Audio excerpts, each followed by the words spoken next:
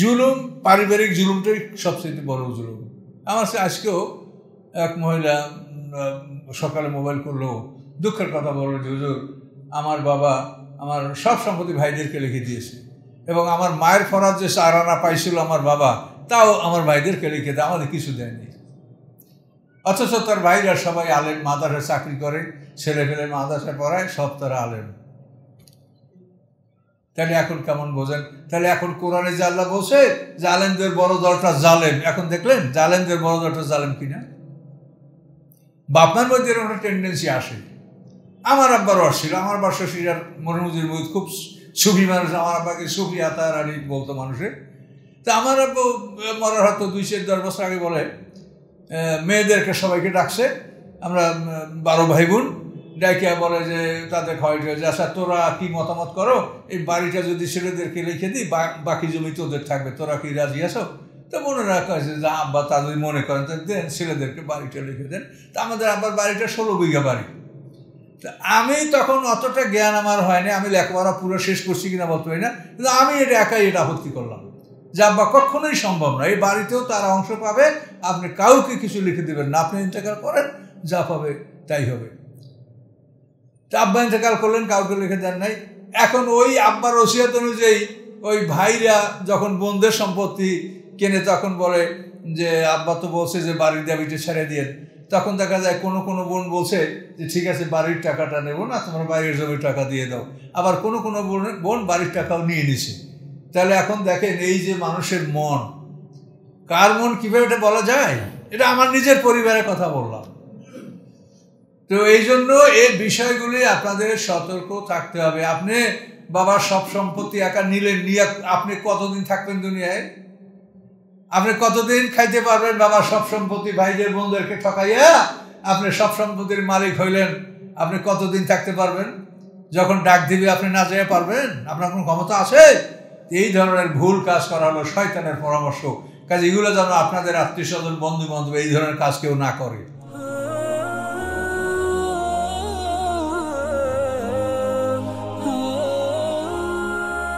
আলহামদুলিল্লাহ, আসসালামু আলা ইবাদিল্লাযিনা আসতাফা, আম্মা বা'দ।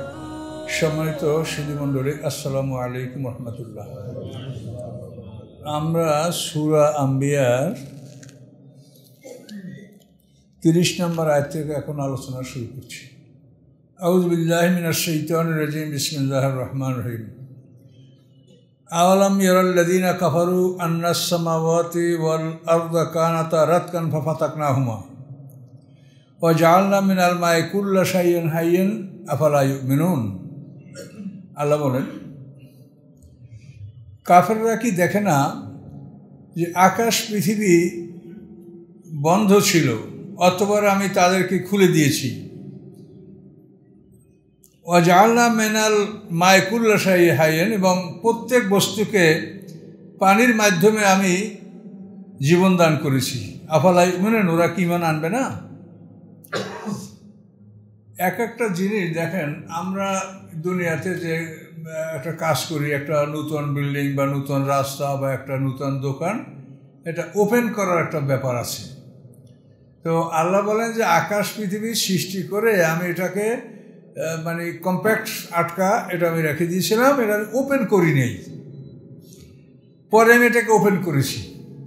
পৃথিবী সৃষ্টি করার পরে যখন এটা ওপেন করা হয় নাই, তখন এই পৃথিবীর যে আহ্নিক গতি, বার্ষিক গতি, চন্দ্র সূর্যের চলাচল, গ্রহ নক্ষত্রের চলাচল, বায়ু প্রবাহ, নদী সমুদ্রের জোয়ার ভাটা, এগুলি শুরু হয়নি।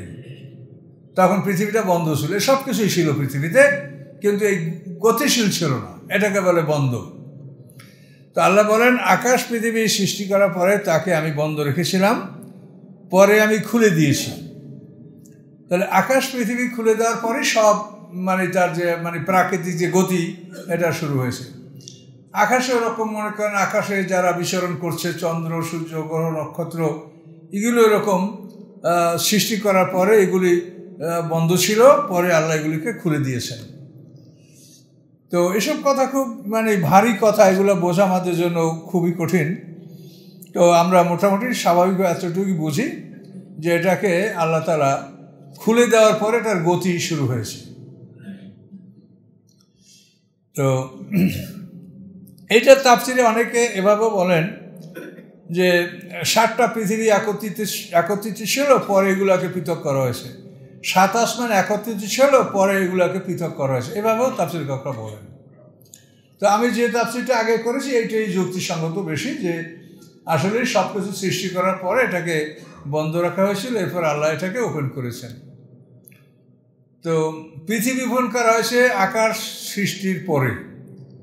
সৃষ্টির দিক থেকে পৃথিবীকে আগে সৃষ্টি করা হয়েছে, তারপর আকাশ সৃষ্টি করা হয়েছে, কিন্তু পৃথিবী ওপেন করা হয়েছে আকাশ সৃষ্টি করার পরে। এটা আল্লাহ তাআলা অন্য জায়গায় স্পষ্ট বলে দিয়েছে।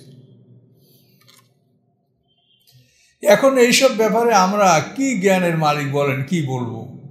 কোথায় আকাশ, কোথায় পৃথিবী, তারপরে কোথায় কি, এগুলো তো আমরা আসলে কিছু বলতেই পারছি না। ইল্লিন সিজিন যেখানে আমাদের মরার পরে সংরক্ষণ করা হবে, কোথায় ইল্লিন, কোথায় সিজিন, এর কোনো খবরই আমরা বলতে পারছি না। আমরা এমনকি এখন যে পৃথিবীতে আছি এটারও খবর আমরা বলতে পারছি না, কারণ এই পৃথিবীটা শূন্যের উপরে ঘন্টায় 43,200 মাইল বেগে চলছে। তাহলে আমরা কোথায় আছি? আমাদের অবস্থানটা কোথায়? আমরা তো প্রতি সেকেন্ডে কত মাইল নিজের স্থান থেকে সরে যাচ্ছি। এবং এইভাবে পৃথিবীর যত গ্রহ নক্ষত্র আমরা আকাশে দেখতে পাচ্ছি, আল্লাহ বলেছেন অকুল্লুন ফি ফালাকিন ইয়াসবাহুন, এই সবগুলি আকাশে সাঁতার কাটছে, বায়ুর উপরে বাতাসে এগুলো সাঁতার কেটে বেড়াচ্ছে, এবং এগুলো চলার গতির কারণে শূন্যে এগুলো অবস্থান করছে। এটা আশ্চর্য ব্যাপার। তো আল্লাহ তাআলা কোরআন পাকে এই কথাগুলি সংক্ষিপ্ত আকারে বলে দেওয়ার পরে বিজ্ঞানী এটা নিয়ে গবেষণা করে করে তারা অনেক দূর আগাচ্ছে। তো তাদের কী বা তারা আগাবে বলেন? কত দূর আগাবে? আমাদের এই যে সূর্যের গ্যালাক্সিটা, 9টা গ্রহ নিয়ে আমাদের যে সূর্যের পরিবারটা, এই পরিবারে এখন তারা চাঁদ মঙ্গল এই 2 জায়গা পর্যন্ত তারা কিছু না কিছু আয়ত্ত করতে পারছে। এরকম সূর্যের পরিবারের মতো এরকম তো কোটি কোটি পরিবার নিয়ে মানে মহাবিশ্ব সৃষ্টি হয়েছে। সেই মহাবিশ্ব সম্পর্কে আমাদের কি জ্ঞান আছে?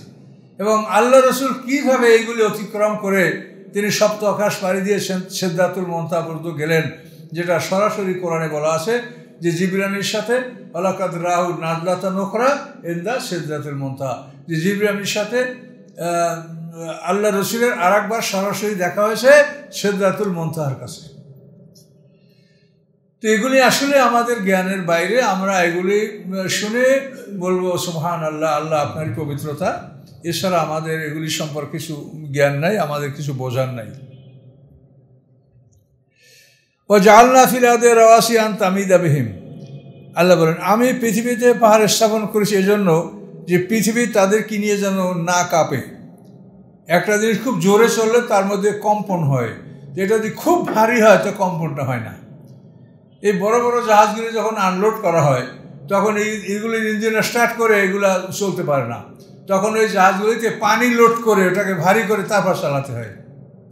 যেমন একটা রেল ইঞ্জিন, এটা দিয়ে আপনি খালি ইঞ্জিনটা চালান তো 20 কিলোমিটারের বেশি এই ইঞ্জিনটা চালাইলে এটা পড়ে যাবে, কিন্তু ওর সাথে যখন 10টা বগি বেঁধে দেবেন তখন 200-250 কিলোমিটার বেগে ওই ইঞ্জিনটাই চলতে পারবে, কিন্তু এই ওয়েট না হলে ও চলতে পারবে না। একটা দিন একটা বৈশিষ্ট্য আছে। এই জন্য আল্লাহ বলে যে এই পৃথিবীটা যে এত জোরে চলে আর আমরা এখানে ঠান্ডা আরাম কোনোভাবে অনুভব করছি না যে পৃথিবীতে কোনো নড়সার কোনো গণ্ডগোল। ভূমিকম্প একটু হইলেই তখন দেখা যায় যে আমাদের মধ্যে কি উতাল পাতাল শুরু হয়ে যায়, কিন্তু পৃথিবীটা কাঁপে না। কেন? আল্লাহ বলছে আন তামিদা বিহিম, যে তাদেরকে নিয়ে পৃথিবীতে যেন না কাঁপে, এই জন্য আমি ভারী ভারী পাহাড় স্থাপন করে পৃথিবীতে ওজন করে দিয়েছি, যে এত জোরে চলে, ঘন্টায় 43,200 মাইল বেগে চলে, কিন্তু সে কাঁপে না। আমরা বুঝতেই পারছি না যেটা চলছে। আপনি বড় জাহাজের ভিতরে থাকলে যা চলে না থামা আছে আপনি বুঝবেন না, আপনি বুঝতেই পারবেন না সাইডে না গেলে যে এই জাহাজটা এখন চলছে না এটা বন্ধ আছে। বড় জাহাজের ভিতরে থাকলে আপনি বুঝতে পারবেন না। ওয়াজআলনা ফিহা ফিজাজান সুবুলা, আল্লাহ বলেন আবার এই পৃথিবীর মধ্যে আমি প্রশস্ত রাস্তা সৃষ্টি করেছি লাআল্লাহুম ইয়াহতাদুন, যাতে করে তারা চলাফেরা করতে পারে। প্রশস্ত রাস্তাগুলি পৃথিবীতে আল্লাহ সৃষ্টি করেছেন। সৃষ্টি মানুষ করে, কিন্তু আল্লাহর সব কিছু দিয়েই মানুষ এটা করে। আল্লাহর ইচ্ছা না থাকলে এটা মানুষ করতে পারে না। আল্লাহর ইচ্ছেই আল্লাহ মানুষকে জ্ঞান দিয়েছে, রাস্তা তৈরি করার পদার্থ উপকরণগুলি সব আল্লাহ দিয়েছে। এর ফলে মানুষ এই রাস্তাটা করতে সক্ষম হয়েছে। ওয়াজআলনাস সামা সাকফাম মাহফুজা, আল্লাহ বলেন আমি আকাশকে সুরক্ষিত ছাদ হিসাবে নির্মাণ করেছি। এই যে আমাদের বিল্ডিংটা ছাদ, আল্লাহ বলেন পৃথিবীর ছাদ হচ্ছে আকাশ, সুরক্ষিত ছাদ, ভেঙে পড়বে না, ক্ষয়ক্ষতি হবে না, মেরামত লাগবে না, সুরক্ষিত ছাদ এই পৃথিবীর ছাদ। তো এই জন্য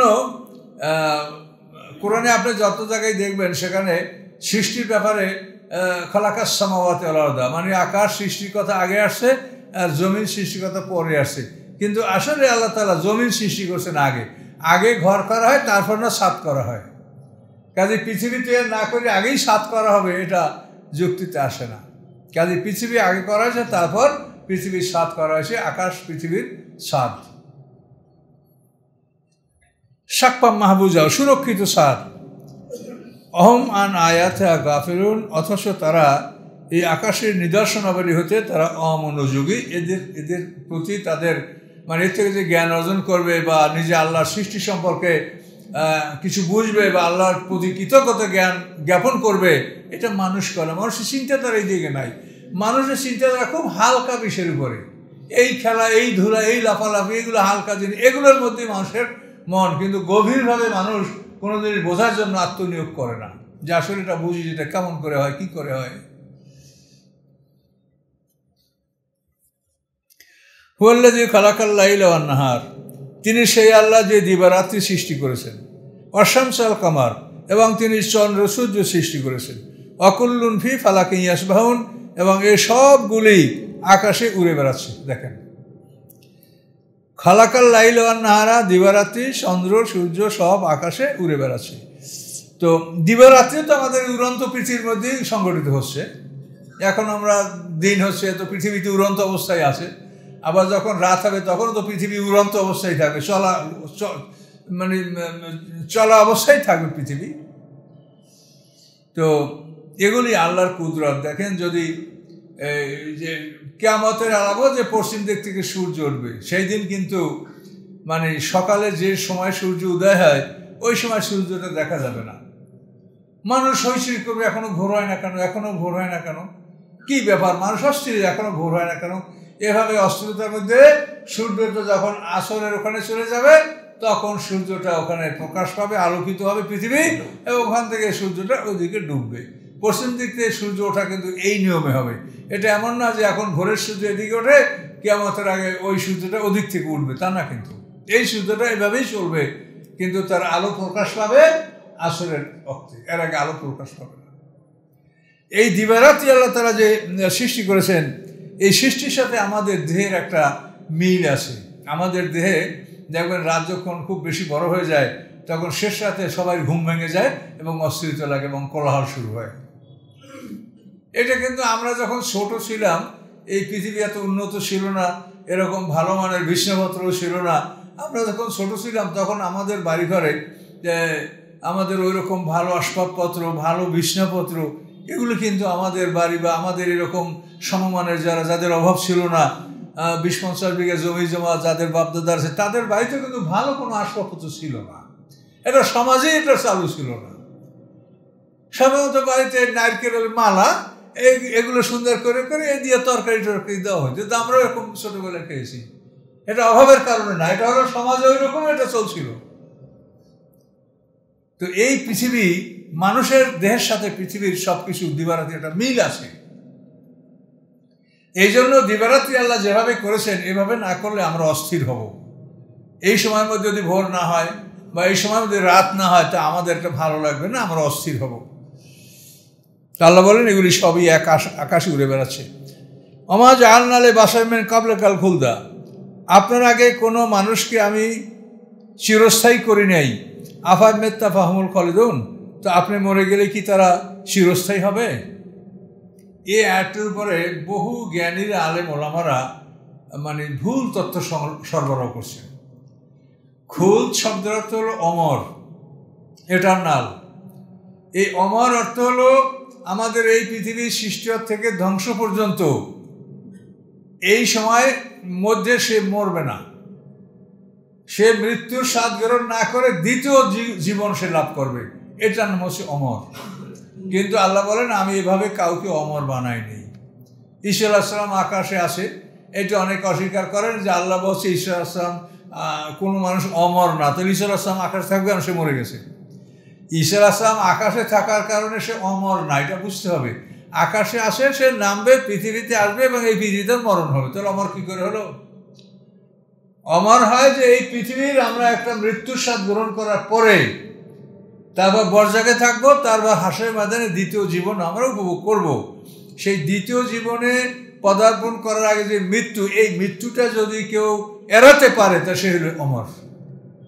এই মৃত্যুটা কেউ এড়াতে পারবে না, সবাই এই মৃত্যুটা এটা বরণ করতে হবে। ফেরেশতারাও এই মরণটা মরবে, জিনেরাও মরবে, মানুষরাও মরবে, সবাই এই মরণটা মরবে। কাজে এই পৃথিবীতে কেউ অমর না, আল্লাহর এই কথা ঠিক আছে। কিন্তু আমরা বোঝার ভুল আমাদের, আমরা একটা মানুষ এখনই মরে নাই।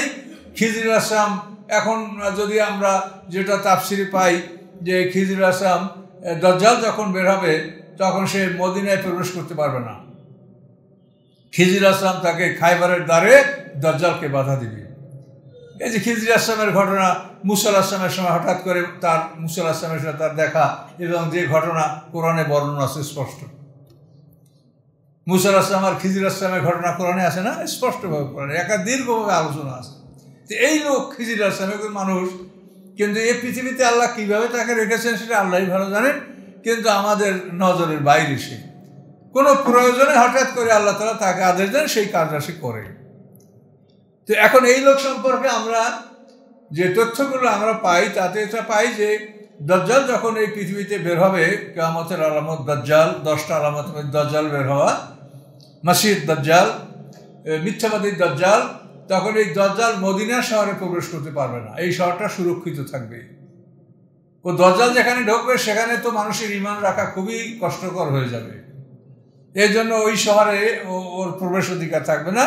খিজির আলাইহিস সালাম তাকে খায়বারের দরজায় তাকে বাধা দিবে। তাহলে এই কারণে খিজির আলাইহিস সালাম সম্পর্কে যদি আমরা এই আকীদা পোষণ করি, তার মানে এই না যে আমরা তাকে অমর মনে করছি, সেও মরবে। কিন্তু এই পৃথিবীর সৃষ্টি থেকে শেষ পর্যন্ত এই সময়ের মধ্যেই তারা যে কোনো সময় মরবে, কেউ আগে কেউ পরে, কেউ হায়াত বেশি কেউ কম, কিন্তু এরা অমর কেউ না, সবাই মরবে। ঈসা আলাইহিস সালাম মরবে, খিজির আলাইহিস সালাম মরবে, আসহাবে কাহফ মরবে। আমাদের যেটা ধারণা যে আসহাব কাহফ এখনো তারা বেঁচে আছেন, তারা মারা যাননি, সেটা কোরআন থেকে আমরা যেটা বুঝি সেটা হলো যে কথাটা কোরআনে আল্লাহ বলছেন লাবেত্তালাতা আলাইহিম লাওয়াল্লাইতা মিনহুম ফিরারাম ওয়ালা মুলাইতা মিনহুম রুবা, এই তাফসীর আপনারা শুনেছেন আগেই সূরা কাহফের মধ্যে। আল্লাহ তার রাসূলকে বলেছেন যে আপনি যদি ইত্তালা মানে এরকম উকি মেরে তাকানো, তো আল্লাহ বলছেন যে আপনি যদি তাদের দিকে উকি মেরে তাকান তা আপনি ভয়তে সেখান থেকে পালায়ন করবেন, আপনার হৃদয়টা ভয় পরিপূর্ণ হয়ে যাবে। এই যদি মরিয়ে যাইতো তাহলে এই অবস্থাটা হইতেই পারে না। মরা মানুষ যদি এখানে তাদের কবর হয়ে থাকে বা যা কিছু হয়, তো সেখানে গেলে একটা লোক ভয় পাবে, এ প্রশ্নই আসে না, সেখানে ভয় পাওয়ার কি আছে? কাজে যখন তাদের ব্যাপারে কোরআন এই কথা বলেছে তখন প্রমাণ করে যে তারা ওখানে ঘুমন্ত অবস্থায় আসে।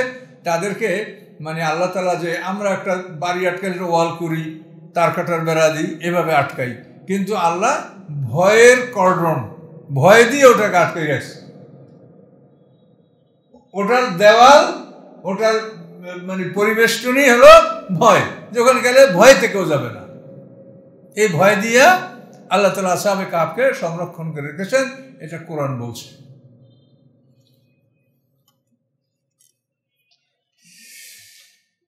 তাহলে আমরা এটা বুঝতে পারছি যে খালিদুন অর্থ হলো অমর হওয়া। কাজে আল্লাহ তাআলা পৃথিবীতে কাউকে অমর সৃষ্টি করেন নাই, সবাই মরণশীল। আল্লাহর কথায় আয়াতে যা বুঝে এটাই ঠিক, না আমরা বুঝতে ভুল করি। আমরা মনে করি যে ঈসা আলাইহিস সালাম আকাশে উঠে আসে এই জন্য সে অমর, না, আকাশে থাকলে অমর হবে না। আকাশে আছে, আকাশ থেকে নামবে, পৃথিবীতে অনেক কাজ আছে সেটা করবে, তারপর সে মরবে, সে অমর না।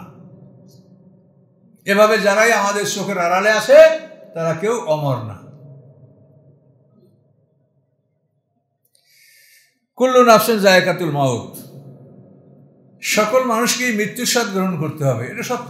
এর মধ্যে কোনো রকমের কোনো ব্যাখ্যা, ভুল ত্রুটি কিচ্ছু নাই। সকল প্রাণীকে মৃত্যুর স্বাদ গ্রহণ করতে হবে।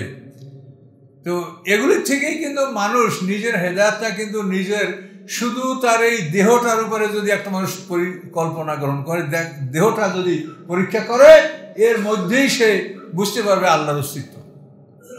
সকল মানুষকে মরতে হবে, তা আল্লাহ যদি না থাকে তা তুমি মরো না, এটা তো আল্লাহর ঘোষণা। তুমি যদি বলো যে আল্লাহ নাই, তুমি নাস্তিক, তা তুমি মরণকে এড়িয়েছ, তুমি মরো না। তুমি মরছো কেন? তুমি তো জীবিত আছো, সব উপকরণ তোমার তো গোলায়, ধান চাল তোমার ফুরিয়ে যায় নাই, তোমার ঔষধ তো তোমার টেবিলে সব আছে, তুমি মরো কেন? তুমি বেঁচে থাকো। তুমি কি নিয়ে বেঁচে আসো তুমি কি জানো? এই যে আমাদের দেহে যে ইঞ্জিন, যে কারণে আমরা আজকে এখানে সবাই বন্ধুসুলভ বসে আছি, এই ইঞ্জিনটা আমাদের দেহে কিভাবে আসলো? এগুলো আমি আপনাদেরকে বলেছি, আবারও বলছি, ভেবে দেখেন এই ইঞ্জিনটা আপনি কিভাবে লাভ করলেন? এটা কিনছেন কেউ? এই ইঞ্জিনটা কেউ কিনে ঢুকেছেন এখানে? এইটা ঢুকাইলো কে? কখন ঢুকাইলো? এটা চিন্তা করেন, গবেষণা করেন। মাতৃগর্ভে কিভাবে আপনার অজান্তে ইঞ্জিনটা আপনার মধ্যে ঢুকলো?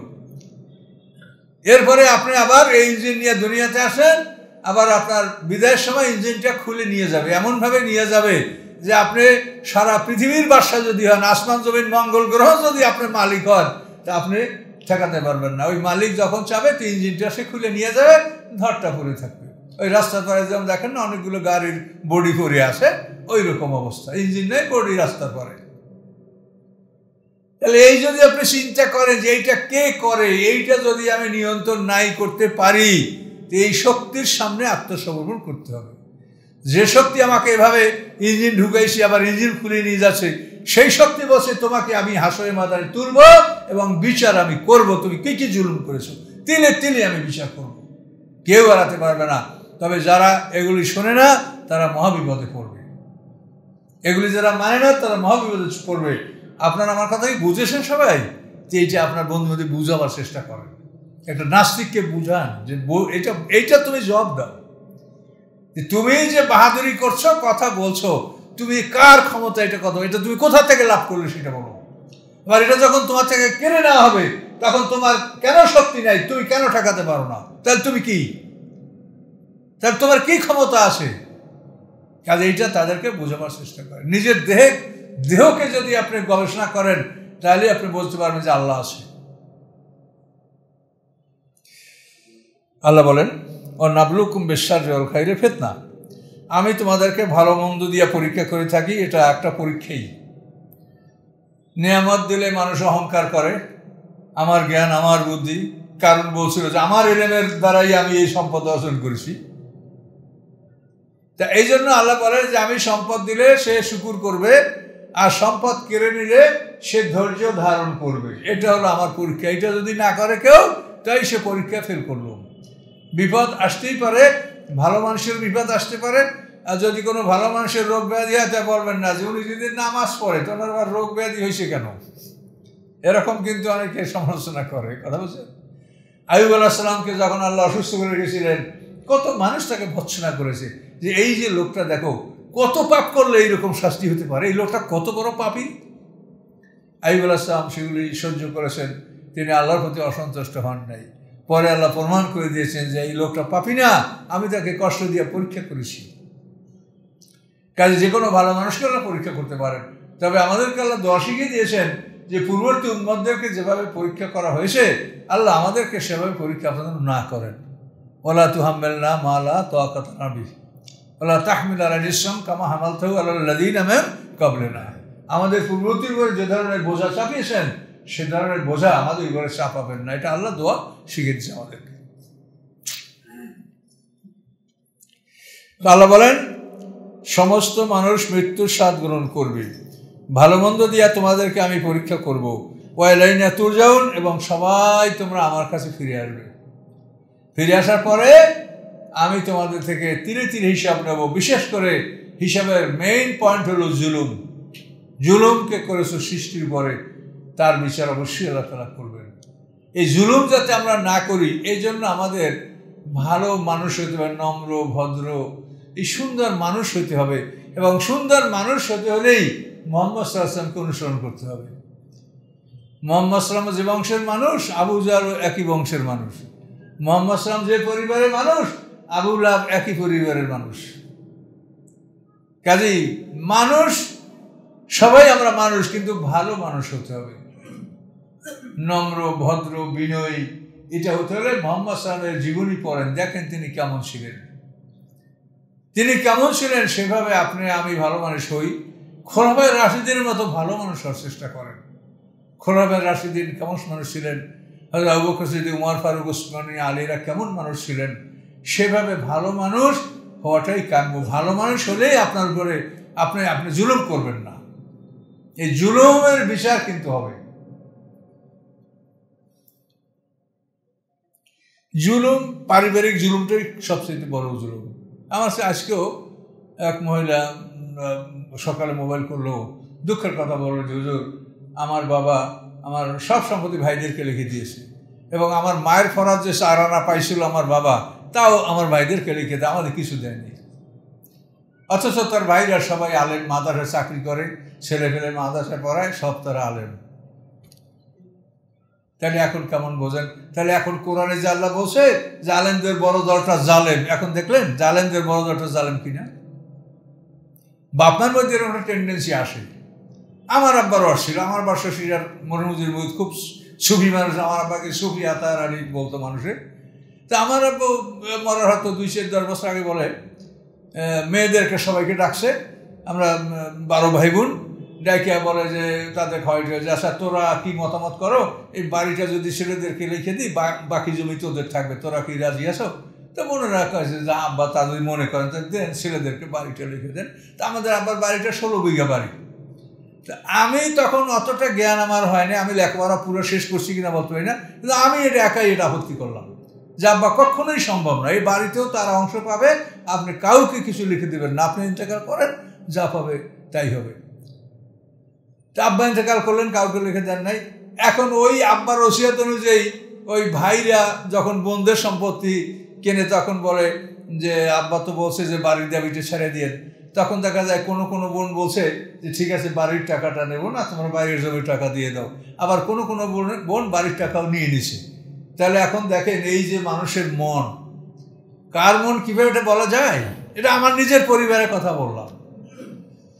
তো এই জন্য এই বিষয়গুলি আপনাদের সতর্ক থাকতে হবে। আপনি বাবার সব সম্পত্তি একা নিলেন, নিয়ে আপনি কতদিন থাকবেন দুনিয়ায়? আপনি কতদিন খাইতে পারবেন বাবার সব সম্পত্তি ভাইদের বোনদেরকে ঠকাইয়া আপনি সব সম্পত্তির মালিক হইলেন? আপনি কতদিন থাকতে পারবেন? যখন ডাক দিবে আপনি না যেতে পারবেন? আপনার কোনো ক্ষমতা আছে? এই ধরনের ভুল কাজ করা হলো শয়তানের পরামর্শ। কাজে এগুলো যেন আপনাদের আত্মীয় স্বজন, বন্ধু বান্ধব এই ধরনের কাজ কেউ না করে। এই সম্পত্তির মালিক আমরা না, আমরা গোলাম, সম্পত্তির মালিক আল্লাহ। কাজে এই পারিবারিক জুলুম, এটা কিন্তু ভুরি ভুরি খবর আমার কাছে আসতেছে। এগুলি বলে আমি সময় নষ্ট করবো না, শুধু দৃষ্টান্ত 2-1টা বললাম। এইরকম অবস্থা অহরহ সমাজে আছে। এবং আবার হেনা আমরা হাজি সবও বটে, উনি এই কাম করে হজ করতে যায় আবার। মানে এদের মানে ধর্মীয় মৌলিক জ্ঞান নাই, এটা হলো আসলে মূল কথা। আসলে তারা মুসলমানের ঘরে জন্মগ্রহণ করছে, গরু খায়, কোরবানি দেয়, এই মুসলমান। কিন্তু আসলে পরকাল কি আর মরার পরে কি হবে, আসলে বিষয়টা কি, এটা তারা বোঝে না। এইটা বুঝলে কোনো মানুষ নিজের উপরে নিজে জুলুম করে? বলেন, এই জুলুমটা তো নিজের উপরে নিজে জুলুম করা হচ্ছে। কাজে এটা আপনারা সতর্ক হন, আপনারা সতর্ক হন। একজন খুব ভালো মানুষ, সে আমাকে এই বোধহয় যে কয়েকদিনের মধ্যে 1-2 বার মোবাইল করছে, হুজুর আমি তো আসলে ছেলেদেরকে জমি লিখে দিয়ে ফেলাইছি। আমি দিয়ে ফেলাইছি, এখন রেডি হন জায়গা মতো যাওয়ার জন্য। তখন আবার আমার ওই অঞ্চলে মাহফিল আছে শরীয়তপুরে, তখন বলে যে হুজুর আপনার সাথে আমি ব্যক্তিগত দেখা করি, আমি কথা বলবো যে আমি কি করতে পারি, আমি তো সম্পত্তি দিয়ে ফেলাইছি। অথচ সে মানে একেবারে এর চাইতে ভালো মানুষ হইতে পারে না। তারা আমল, আখলাক, চলাফেরা, রোজা, নামাজ, ইবাদত, বন্দেগী, আপনি তাকে সমাজের 1 নম্বর মানুষ মনে করবেন, কিন্তু আসলে সম্পত্তি ছেলেকে দিয়ে ফেলাইছে। তাহলে এইরকম আপনারা যেন কেউ না করেন। আমি আপনাদেরকে সতর্ক করছি, আল্লাহর উপরে সমর্থ করছি, যেন আপনারা এইরকম বিপদে কেউ না পড়েন। খবরদার। কয়লাইনে তুর যাও না, আল্লাহ বলেন তুমি সবাই আমার কাছে ফিরে আসবে। ওয়াইজা রাকাল্লাযিনা কাফারু ইয়াত্তাখিযুনাকা ইল্লা হুজুয়া, আল্লাহ বলেন কাফেররা যখন আপনাকে দেখে যে শুধু আপনাকে উপহাস করে, কেউ পাগল, কেউ বলে গণক, কেউ বলে কবি, এ ধরনের বলে আপনাকে উপহাস করে। আর বলে কি, আহাজাল্লাযী ইয়াযকুরু আলিহাতাকুম, এই লোকটা তোমাদের ভগবানের সমালোচনা করে। মানে মুহাম্মদ সাল্লামকে তাদের কাছে মানায় না। এটা সে ওই আরবের কত বড় বড় নেতা সর্দার আছে, হ্যাঁ, এ হলো এতিম পরিবারের ছেলে, এখন বলে আহাজাল্লাযী ইয়াযকুরু আলিহাতাকুম, হ্যাঁ, এই লোককে তোমাদের ভগবানদের সমালোচনা করে। ওম বেযিকরি রহমান হুম কাফিরুন, অথচ তারা রহমানের স্মরণকে অস্বীকার করে। রহমানের স্মরণ করবে, রহমানকে ভক্তি শ্রদ্ধা করবে, রহমানের স্মরণে নামাজ আদায় করবে, এটা তারা করে না। মুহাম্মদ সাল্লাল্লাহু আলাইহি ওয়াসাল্লাম উপহাস করে। আর এই নাকি এই লোক সমালোচনা করে, মানে তুচ্ছ করে তাকে এভাবে ইশারা করা হয়। কাফেররা এটা করেছে, দেখতে পারবো হাসরের ময়দানে। আল্লাহ বলেন, খুলিকাল ইনসানু মিন আজাল, মানুষকে ব্যস্ততম উপাদান থেকে সৃষ্টি করা হয়েছে। মানুষের সৃষ্টির উপাদানটার মধ্যেই ব্যস্ততা। আদম আলাইহিস সালামের রূহ যখন পা থেকে হাঁটু পর্যন্ত আসে তখনই দাঁড়াবার জন্য চেষ্টা করছে, তখনই আল্লাহ বলছেন খুলিকাল ইনসানু আজুলা। এই জন্য আল্লাহ বলেন খুলিকাল ইনসানু মিন আজাল, মানে ব্যস্ততম উপাদান থেকে আল্লাহ তাআলা মানুষকে সৃষ্টি করছে। মানুষ ব্যস্ত, কাজে তোমরা ব্যস্ত হইও না। সাউরিকুম আয়াতি, আমার নিদর্শন আমি দেখাবো, ফালা তাস্তাজিলুন, তোমরা দ্রুত কামনা করো না। অর্থাৎ এই কাফিরদের পরিণাম আমি দুনিয়াতেও দেখাবো আর আখিরাতেও তো দেখাবোই। এই জন্য বলছে মানুষ তো ব্যস্ততার উপাদান থেকে সৃষ্টি হয়েছে। মানুষ বলে যে এখনও শাস্তি হয় না কেন, এখনও আল্লাহ ধরে না কেন, এখনও আল্লাহ পাকড়াও করে, এরকম তো মানুষের মধ্যে থাকে। এই জন্য আল্লাহ বলছে যে মানুষ মানে ব্যস্ততম উপাদান থেকে সৃষ্টি করা হয়েছে, কাজে আমি আমার ক্ষমতার নিদর্শন আমি দেখাবো, তোমরা দ্রুত কামনা করো, একটু অপেক্ষা করো। দেখো তোমাদের কয় বছর দেখতে হয়েছে, নবুয়তের 13 বছর, মক্কার 13 বছর, আর হিজরতের পরে 1.5 বছর, 14.5 বছর। 14.5 বছর পরেই বদরে সব ধারাশায়ী। তা আল্লাহ বলছেন অতি শীঘ্র আমি দেখাবো। তো দেখো তোমাদের সমস্ত নেতারা ধ্বংস হয়ে গেল, বন্দী হলো। কি হলো এরপরে? হইতে হইতে মক্কা বিজয় পর্যন্ত যে মুহাম্মদ সাল্লাল্লাহু আলাইহি ওয়াসাল্লাম মক্কা থেকে পালাই আসার মতো সুযোগ পাচ্ছিল না, তাকে খুঁজে ধরার জন্য সব লোক ছড়িয়ে পড়ছিল, সেই মুহাম্মদ সাল্লাল্লাহু আলাইহি ওয়াসাল্লাম মক্কায় যখন হজে গেছেন তখন সারা পৃথিবীর মানুষ যেন মুহাম্মদ সাল্লাল্লাহু আলাইহি ওয়াসাল্লাম পায়ের তলে পড়ছে। তা আল্লাহ বলছেন আমি দেখাবো, তোমরা তো ব্যস্তের উপাদান থেকে তৈরি হয়েছ, একটু সবর করো, আমি দেখাবো। দেখায় নেই আল্লাহ যে মুহাম্মদ সাল্লাল্লাহু আলাইহি ওয়াসাল্লাম এত হিংসা, বিদ্বেষ, তিরস্কার, এই নাকি আমাদের ভগবানদের সমালোচনা? কই তোমার ভগবান? তোমার ভগবানদেরকে সব তো মুহাম্মদ সাল্লাল্লাহু আলাইহি ওয়াসাল্লাম করে দিল, কই? তা আল্লাহ বলছে আমি দেখাবো। আসলে আল্লাহ দেখাবে। ওয়াকুলুনা মাতা হাযাল ওয়াদু ইন কুনতুম সাদিকিন। আর যেহেতু ব্যস্ত উপাদান দ্বারা মানুষকে সৃষ্টি করেছে, তার পরিণামেই মানুষের কথা বলে। ওয়াকুলুনা, তারা বলে মাতা হাযাল ওয়াদু, এই প্রতিশ্রুতি কখন যে আমরা কাফেররা ধ্বংস হব, এই প্রতিশ্রুতিটা কখন? ইন কুনতুম সাদিকিন, তোমরা সত্যবাদী হয়ে থাকলে বলো। তা আল্লাহ বলেন তোমরা সবুর করো, দেখবে। লাউ ইয়ালামুল্লাযীনা কাফারু হিনা লা ইয়াকুফুনা উজুহিহিমুন নার ওয়া লা আন যুহুরিহিম ওয়া লা হুম ইউনসারুন। যদি জানতো কাফেররা ওই সময়টার কথা যখন তারা তাদের মুখমণ্ডল থেকে শাস্তি ঠেকাতে পারবে না, মুখমণ্ডল থেকে আগুন ঠেকাতে পারবে না, পিঠে আগুন ধরবে, পিঠ থেকে আগুন ঠেকাতে পারবে না, এবং তারা কোনো সাহায্যপ্রাপ্ত হবে না। মানুষের যা কিছু বিপদ হোক মানুষের হাত দ্বারা ঠেকায়, কিন্তু জাহান্নামীদেরকে হাত বাইন্ধিয়া গলার সাথে আটকাই দিয়া তা আবার জাহান্নাম ফেরানো হবে। পাগুলি উল্টাইয়া পিশের থেকে নিয়ে হাত পা একাত্ম করে বাইন্ধিয়া তাকে ফুটবলের মতো গোল করে জাহান্নাম ফেলাই দেবে। তো এখন চেহারায় আগুন লাগবে তো ফেরাবে কি দিয়া? হাত দুইটা থাকলে মানুষ ফিরাতে পারে না, কিন্তু হাত দুইটা তো মানুষের সামনে দেয়, যে কোনো আঘাত হোক, তীর তলোয়ার বন্দুক যাই হোক, মানুষ হাত দুইটা সামনে দেয় যে আমি ঠেকাবো। তা আল্লাহ বলেন যে ওরা ওদের চেহারা মুখমণ্ডল থেকে আগুন ঠেকাতে পারবে না, পিঠে আগুন জ্বলবে তাও ঠেকাতে পারবে না, কোনো সাহায্যও পাবে না। কাজে এখন ওরা ব্যস্ত হচ্ছে। কাজী মুসলমানদেরকে বলা হয়েছে যে আপনারা ধৈর্য ধারণ করেন। বালতাতিম বাগদাতান, বরং তাদের কাছে এটা আসবে হঠাৎ। হঠাৎ হলো কিয়ামত এবং মৃত্যু, দুটোই একই জিনিস। কিয়ামত এবং মৃত্যু দুটো একই জিনিস। আল্লাহ বলছে এটা হঠাৎ আসবে। তো মৃত্যু যখন আসে তখন কেউ বলতে পারবে? কোনো বলার কোনো ইখতিয়ার থাকে না। তবে আল্লাহ যারা নেক বান্দা তারা অনেকটা আলামত দেখে বুঝতে পারে যে হয়তো আমি আর বাঁচবো না। আল্লাহ রাসূল বলছেন, সাহাবায়ে কেরামরা বলছেন হযরত আবু বকর সিদ্দিক অসুস্থ হয়ে বলছেন, এরকম যারা আল্লাহর নেক বান্দা তারা তাদের রোগ ব্যাধি বা অসুস্থতা বুঝে তারা বলতে পারে যে হয়তো বা আমি বাঁচবো না, কিন্তু সাধারণভাবে কিন্তু এটা কেউ বুঝতেই পারে না। এই জন্য বলে যে এটা হঠাৎ আসবে, এটা মৃত্যু হোক অথবা কিয়ামত হোক, এটা হঠাৎ করে আসবে, বাগদাতান হঠাৎ করে আসবে। ফালা ইয়াস্তাতিউনা রাদ্দাহা, তখন কোনোভাবেই এটা তারা ফিরাতে পারবে না। ওরা মিউজারুন, এবং যখন আসবে তখন তাদেরকে বিন্দু মাত্র অবকাশ দেওয়া হবে না। হ্যাঁ, মুমিনে ফাসিক বলবে রব্বি লাউলা আখারতিনি আজালান কারি ফাসাদদাকা ওয়া কুম মিনাস সালিহিন, আল্লাহ আমাকে যদি আপনি এক মুহূর্ত সময় দেন তা আমি সৎকার করবো, নেককার হয়ে যাব। এইটা মুমিন বান্দা বলবে। কাফের বলবে রব্বির জিউন, আল্লাহ আমার প্রাণটা ফিরিয়ে দেন, লাআল্লি আমালু সালিহান ফিমা তারাকতু, আমি যে ভালো কাজগুলি ছেড়ে দিয়েছি দুনিয়াতে এগুলি আমি সব করব। এইভাবে ওজর খাই গুনাহগার মুমিনও করবে আর কাফেররাও করবে। আল্লাহ বলেন তাদেরকে কোনো ক্রমে সময় দেওয়া হবে না। কাজে এটা আমাদের আপনাদের জেনে রাখতে হবে, এটা কোরআনের কথা। যখন সময় আসবে অবকাশ চাইলে অবকাশ দেওয়া হবে না। আল্লাহ বলেন হে রাসূল ওয়ালাকাদ ইস্তুহজিয়া বিরাসূলিম মিন কাবলিক, হে রাসূল আপনার পূর্বে যারা রাসূল ছিল তাদেরকে এরকম উপহাস করা হয়েছে। ওই যে বলে পাগল, কবি, তাহলে এই অমুক সমুক, এই যে নানাভাবে উপহাস। আল্লাহ বলেন যে আপনার পূর্বে যারা রাসূল ছিল তাদেরকে উপহাস করা হয়েছে। ফাহাকা বিল্লাযিনা সাকিরু মিনহুম মা কানু বিয়াস্তাহজিউন, যে বিষয়গুলি নিয়ে তারা উপহাস করেছিল এই বিষয়গুলোই তাদেরকে ঘিরবে, তাদেরকে পাকড়াও করবে। যেমন আবু জাহেলকে যখন শোনা হলো জাক্কুম, তখন আবু জাহেল খেজুর ভেজানো পানি নিয়ে এসে বলে, দাসীকে বলে খেজুর ভেজানো পানি নিয়ে আসো, আর সরবরাহ করছে এই জাক্কুম জাক্কুম তাজাক্কুমুহু তাজাক্কুমুহু। এই যে উপহাস, আগুন, আবু জাহেল বলে এ তোমরা বোকা নাকি, দোজক নাকি আগুন, সেখানে আবার গাছ হয় কি করি? মোহাম্মদ সাল্লাম বলে জাক্কুম গাছ হবে দোজকে, কেটে হবে, এগুলো সব বাজে কথা।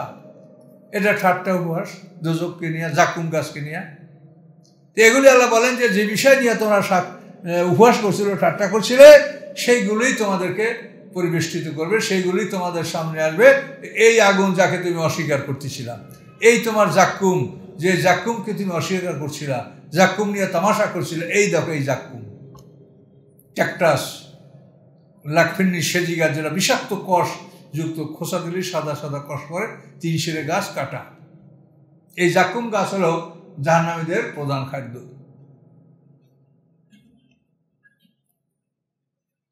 আল্লাহ বলেন কুল, আপনি তাদের জিজ্ঞাসা করেন মাইয়াকলাউকুম বিল-লাইলি ওয়ান-নাহারি মিনার রহমান, রহমান থেকে দিবারাতি তোমাদেরকে কে রক্ষা করতে পারে?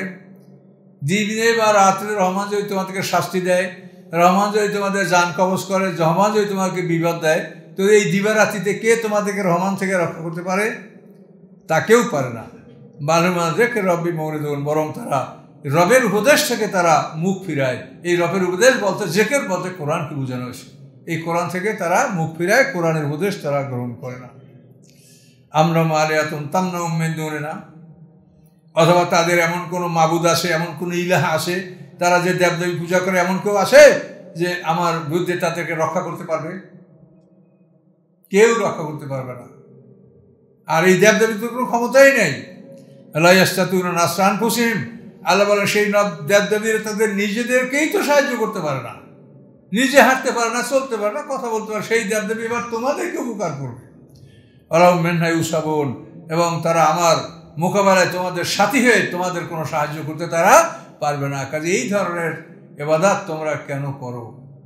মূর্তি পূজা হোক অথবা কোনো মানুষকে এভাবে নেতা মনে করে তার উপরেই সারা জীবন নির্ভর করে চলাফেরা, এই সবটাই আল্লাহ তাআলা এই আয়াতের অন্তর্ভুক্ত করেছেন এবং আমাদেরকে সতর্ক হতে আল্লাহ বলেছেন।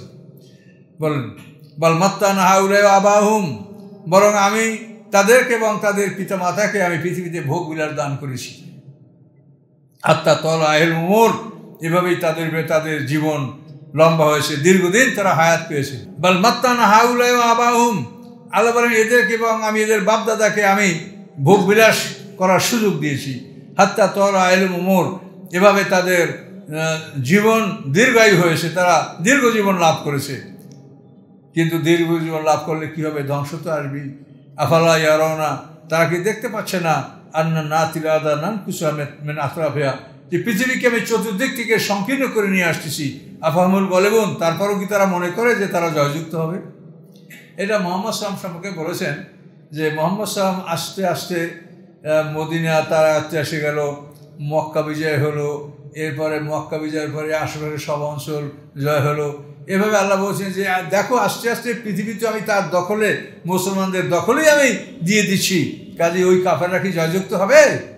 কাফেররা কোনোদিন মুসলমানদের সাথে যুদ্ধ করে জয়যুক্ত হতে পারে নাই। খোলাফায়ে রাশিদিন পর্যন্ত তাদের এই বিজয় পৃথিবীতে পারস্য, রোম, যত বড় বড় শক্তি ছিল, এই সমস্ত শক্তিগুলির কাছেই মুসলমানরা জয়যুক্ত হয়েছে এবং শক্তিগুলি পরাজিত হয়েছে। ইরাকে যখন মুসলমান সৈন্য ঢোকে ইরাকে, তখন রুস্তম পাহলোয়ান, ইরাকের এই রুস্তম পাহলোয়ান, রুস্তম বীর সেনাপতি, এনে কিন্তু ইরাকের 60টা রাজপরিবারের 60টা শাখা ছিল, তারই এক শাখার এই যুবক, মানে এর রাজবংশের লোক রুস্তম। তার বাবার নাম হলো ফরক ইবনে হরমুজান।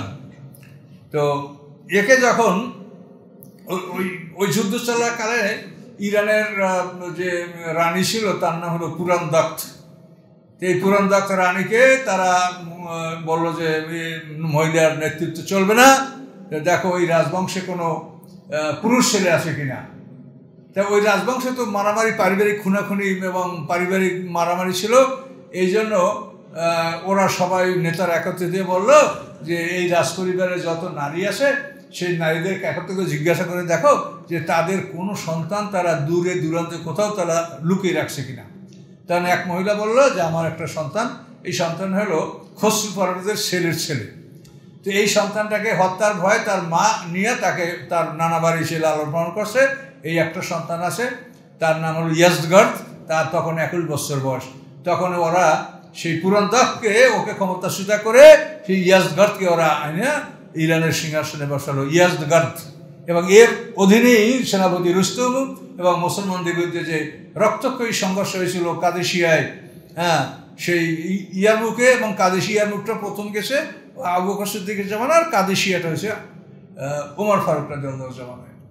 তো সেই সময় মুসলমানরা যখন ইরানে গেছে তখন রুস্তম পাহলোয়ান তার অধীনে 3 লক্ষ সৈন্য, আর মুসলমানদের সৈন্য ছিল সর্বমোট প্রথম 36,000, তারপর বাড়তে বাড়তে 60,000 হয়েছিল। তো সেইখানে মুসলমানরা যাওয়ার পরে ওরা বলে যে তোমরা আমাদের এই দেশে ঢুকছো কেন? এটা আমাদের দেশ, তোমরা ঢুকছো কেন? তোমাদের খাদ্যের অভাব? ওরা জানে যে আরবরা গরিব জাতি, নোমাডিয়ান রেস, তা তোমাদের খাদ্য অভাব থাকে, যে তোমাদেরকে প্রত্যেককে 1 বস্তা খাজুর দিয়ে দেবো, আর তোমাদের সেনাপতিকে দিব 10 বস্তা, কাজেই তোমরা আমাদের এখান থেকে চলে যাও। তা মুসলমানরা বলে যে দেখো তোমরা যাই মনে করো এগুলি কিছু না, আমরা আল্লাহর দিনের দাওয়াত নিয়ে আসি, তোমরা যদি এক আল্লাহর ইবাদত না করো, তো আগুন পূজা করতো ইরানিরা তখন, তাহলে আমরা কোনো মতে তোমাদের সাথে কোনো আপোষ করব না। তখন ওরা একটা গল্প বললো মুসলমানদেরকে যে শোনো, এক লোকের একটা আঙ্গুর বাগান ছিল, যে সেই আঙ্গুর বাগানে পাকা পাকা আঙ্গুর ভরা ছিল, তো একটা খেকশিয়াল ঢুকছে বাগানে। ঢোকার পরে মালিক দেখলো যে একটা খেকশিয়াল ঢুকছে। এখন মালিক মনে করে যে একটা শিয়ালে আর কত খাবে, ও খাইয়া বের হয়ে যায়। মালিক কিন্তু শিয়ালটাকে তাড়াইলো না। তো যখন ওই মালিক শিয়ালটাকে তাড়ায় নাই, তখন ওই শিয়াল করছে কি, ওর দলের সবাইকে বলছে যে চলো অমুক জায়গায় খাবো, খাওয়ায় কোনো বাধা নাই, কেউ মানা করে না। তখন ওই শিয়াল ওর দলের সব লোক নিয়ে বাগানে ঢুকছে। এখন মালিক দেখে যে আমার বাগান আর থাকবে না, তখন মালিকে বাগান ঘিরে সব শিয়াল মারি ফেলেছে। তো এখন ওই রুস্তম পাহলোয়ান এই গল্প মুসলমানকে শোনালো যে তোমাদের কিছু বলছি না, কিন্তু তোমরা কিন্তু আমাদের হাতে সবই মারা যাবে, আমাদের এরিয়া থেকে বেরোই পড়ো, এরকম ভয় দেখাচ্ছিল। এই কথার জবাবে মুসলমানরা বলছিল যে শোনো, তোমাদেরকে আল্লাহ তাআলা ধন সম্পদ, ইরান কিন্তু কঠিন সম্পদশালী ছিল তখন পৃথিবীর বুকে। তো বলে যে আল্লাহ তাআলা তোমাদেরকে ধন সম্পদ দিয়েছিল এই জন্য যে তোমরা আল্লাহর কাজ করবা, আল্লাহর পক্ষে খেলাফতের দায়িত্ব পালন করবা। তো এই কাজ যখন তোমরা করো নাই, তখন এই ধন সম্পদ আল্লাহ তোমাদের থেকে আমাদেরকে দিয়ে দেবে, আমরা এই কাজগুলো করব। কি জবটা দিয়েছে দেখেন, এইটার নাম হচ্ছে ফাই মানে ফেরত দেওয়া। তোমাদের কাছে যেটা আছে, তোমাদেরকে ধন সম্পদ দিয়েছিল যে তোমরা আল্লাহর পক্ষ থেকে দায়িত্ব পালন করবে, তোমরা যখন করো নাই তখন ওটা আমাদের হাতে দিবে, আমরা দিয়ে তামাম পৃথিবীতে আল্লাহর দিন প্রচার করবো। আসলেই তাই হয়েছিল। সেই যুদ্ধে সেই রুস্তম পাহলওয়ান মানে 3 দিন পর্যন্ত যুদ্ধ হচ্ছে, শেষ দিনে মানে যুদ্ধ করতে করতে দিন পার হয়ে রাত গেছে, শেষ রাত পর্যন্ত যুদ্ধ চলছে। শেষ রাতে যায় ওই রুস্তম পাহলওয়ান হাতির বেষ্টনের মধ্যে ছিল, সেখানে মুসলমানরা ঢুকে গেছে। ঢুকে যাই দেখেন যে রুস্তম পাহলওয়ান সিংহাসনে বসা, ও যখন দেখলেন লোক ঢুকে গেছে তখন সিংহাসন থেকে নামিয়া লড়াই শুরু করছে, কিন্তু কাজ হয় নাই। মুসলমানরা আঘাতে আঘাতে তাকে চূর্ণ বিচ্ছিন্ন করছে। তারপর পালাইয়া নদীতে, এটা ফোরাত নদীর পাড়ে যুদ্ধ হয়েছিল, নদীতে পড়ছিল। তো হেলাল নামে একজন সাহাবী ওখান থেকে পানির মধ্যে থেকে তুলে ওকে হত্যা করছে। এভাবে রুস্তমের মৃত্যু হয়েছে। ইরানি মহাবীর রুস্তম, এই রুস্তমের এই মানে স্ট্যাচু কিন্তু ইরানে এটা তারা সংরক্ষণ করছে। আমার খুব দুঃখ লাগে, সময় শেষ না। আচ্ছা ঠিক আছে, আমরা ইনশাল্লাহ রাত্রে আবার একত্রিত হব।